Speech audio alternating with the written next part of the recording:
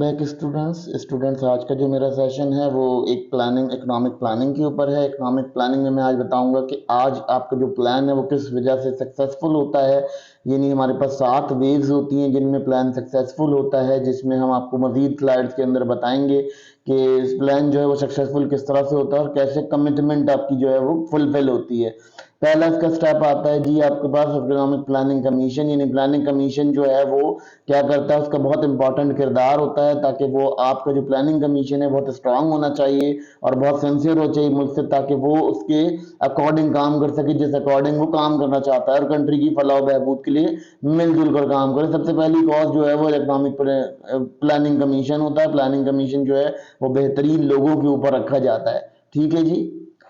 इसके अलावा अगर हम बात कर लेते हैं, स्टैटिकल डाटा होता है। स्टैटिकल डाटा जो है वो बहुत इंपॉर्टेंट होता है किसी प्लान को फुलफिल करने के लिए, क्योंकि हमारे पास जो प्लान होता है वो प्लान कैसे गवर्न किया जाता है। वो प्लान गवर्न इस तरह से किया जाता है कि हमारे पास स्टैटिकल डाटा प्रॉपर वे में होता है। ठीक है, और हम उस प्रॉपर डेटा के अकॉर्डिंग पता करते हैं कि हमारे पास एग्जिस्टिंग रिसोर्सेज कितनी है और हमें कितनी रिसोर्सेज हायर करनी पड़ेंगी इस काम को करने के लिए।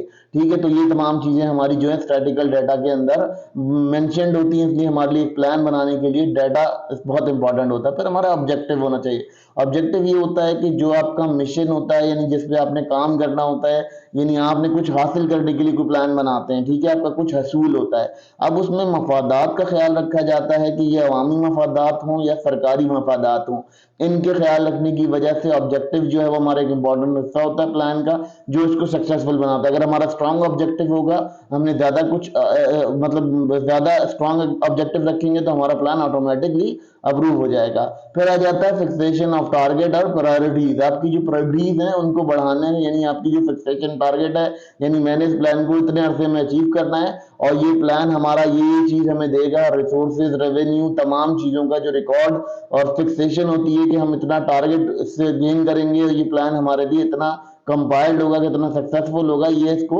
सक्सेसफुल बनाने में अहम किरदार अदा करता है। क्योंकि आपका जो टारगेट होता है, यानी पीरियड ऑफ टाइम, कितने पीरियड ऑफ टाइम में आप कंप्लीट करेंगे, कितना काम करेंगे। फिर उसके बाद आ जाती है मोबिलाइजेशन ऑफ रिसोर्सेज। यानी आपके पास जितनी रिसोर्सेज हैं उनकी क्या कहाँ कहाँ वो रिसोर्सेज इस्तेमाल की जा सकती हैं, किस तरह से वो रिसोर्सेज को इस्तेमाल किया जाएगा और किस तरह से वो इस रिसोर्सेज को अपने लिए काम करेंगे। और आपके पास प्रॉपर एस्टिमेशन होनी चाहिए प्लान होने से पहले कि आपके पास कितनी रिसोर्सेज मौजूद हैं कि आप उस प्लान को कंप्लीट कर सकते हो, फुलफिल कर सकते हो। जो टारगेट आपने प्लान में अचीव करना है, उस टारगेट को अचीव करने के लिए आपके पास कितने रिसोर्सेज हैं और आपको इसकी रिसोर्सेज हायर कितनी करनी पड़ेगी आउटबाउंड ऑफ द कंट्री। फिर आ जाते हैं जी balancing of the plan. Balancing of the plan जो है वो सबसे इंपॉर्टेंट है कि अगर आप प्लान में बैलेंस नहीं रखेंगे, आपका प्लान इल बैलेंस होगा। यानी आपने क्या किया, आपने रोड बनानी थी तो आपने क्या किया, आपने 4 गज चौड़ी एक रोड बना दी और दूसरी रोड जो है वो 2 गज चौड़ी बनाई, तो ऑलमोस्ट यहाँ प्लान आपका अनबैलेंस प्लान होगा। क्योंकि जो जाने वाली रोड है वो तो आपने 4 फुट चौड़ी बना दी और जो आने वाली रोड है वो आपकी जो है वो बैलेंस में नहीं है। उससे क्या होगा कि ट्रैफिक के मसले होंगे, मजीद मसाइल खड़े हो जाएंगे। तो प्लान जो सक्सेसफुल होता है तो उसको ऑलमोस्ट आपको बैलेंस ही रखनी पड़ती है। फिर उसके बाद आता है इनकरप्ट और इनफिशियंट। Efficient administration. हमारे पास जो है वो नॉर्मली जो अंडर डेवलप्ड स्टेट होती है वहां पर ये होता है कि बहुत सारी एफिशिएंट स्टाफ नहीं होता जो प्लान को एग्जीक्यूट करवा सके। इसलिए जो हमारे पास एफिशिएंट स्टाफ होगा या इनकरप्ट पीपल होंगे, यानी जो सिंसियर मुल्क से होंगे, वो लोग जो हैं वो जब काम करेंगे किसी प्लान के ऊपर, किसी प्लान को सक्सेसफुल बनाने के लिए, तो वो पर ऑलमोस्ट प्लान जो है वो सक्सेसफुल होगा क्योंकि वो उस प्लान से सिंसियर होंगे। फिर आ जाते हैं कि प्रॉपर डेवलपमेंट ऑफ पॉलिसी। अब आप उसके लिए एक पॉलिसी बनाते हैं कि प्लान की जो पॉलिसी है वो किस तरह से एडवोकेट करेगी, किस तरह हम उसको लागू करेंगे अपने मुल्क के अंदर, किस तरह से वो पॉलिसी गवर्न की जाएगी। वो पॉलिसीज जो है वो रूल कंट्री के अंदर मौजूद होते हैं। उस प्लान को एग्जीक्यूट करने के लिए भी आपके पास ये चीज मौजूद होती है कि आपकी जो प्रॉपर डेवलपमेंट ऑफ पॉलिसी, आपने उसके लिए पॉलिसी बनानी होती है कि इतना फंड लगेगा, इसके ऊपर इतने बजट लगेंगे और इतने अरसे में हम इसको कंप्लीट करेंगे। ये प्रॉपर पॉलिसी से होता है। फिर economy administration. Economy in administration यानी आपकी जो एडमिनिस्ट्रेशन है उसको ये नॉलेज होनी चाहिए कि आपके पास मुल्क में कितनी रिसोर्सेज मौजूद हैं।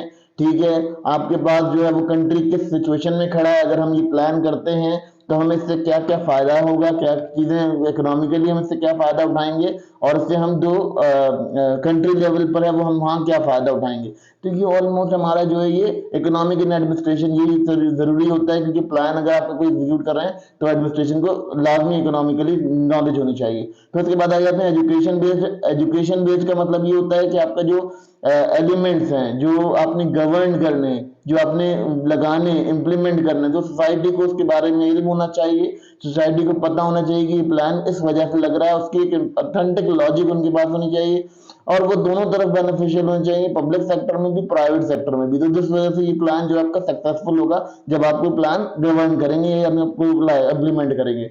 और उसके बाद थ्योरी ऑफ कंजप्शन आपके पास, आपको पता होना चाहिए आपका जो अवाम है वो क्या चीज कंज्यूम करना पसंद करती है, आपके पास क्या चीज कंज्यूम करने के लिए है। आप जब उस चीज को कंज्यूम करने की कोशिश करते हैं तो आपके पास जब ये प्लानिंग होगी तो आप अच्छा प्लान बना पाएंगे इकोनॉमिकल, कि आपके जो कस्टमर्स हैं या आपकी जो आवाम की नीड है वो क्या है। आप उस नीड के अकॉर्डिंग अगर कोई प्लान जनरेट करते हो तो ऑलमोस्ट वो प्लान आपका जो है वो आपकी कंजप्शन को इंक्रीज करने में मदद करेगा, ये कंजप्शन ऑफ थ्योरी का आपको नॉलेज देगा। फिर पब्लिक कोऑपरेशन सबसे इंपॉर्टेंट चीज होती है जो प्लान के अंदर होती है, वो पब्लिक कोऑपरेशन होती है। पब्लिक कोऑपरेशन ये कि आपके जो लोग हैं, जो आपकी आवाम है, वो उस प्लान को सपोर्ट करे, उस प्लान के अंदर अपना किरदार अदा करे, अपना जो हिस्सा है उसे पार्टिसिपेट करे, और वो अपनी टैक्सेशन के थ्रू और तमाम चीजों के थ्रू जो है वो पब्लिक कोऑपरेशन, यानी अब आपके कोई इदारे हैं, अगर कोई प्लान आपने एग्जीक्यूट करवाना है तो वो कोई गवर्नमेंट इदारे हैं, सरकारी इदारे हैं, और सरकारी इदारे जो हैं उसको कंप्लीट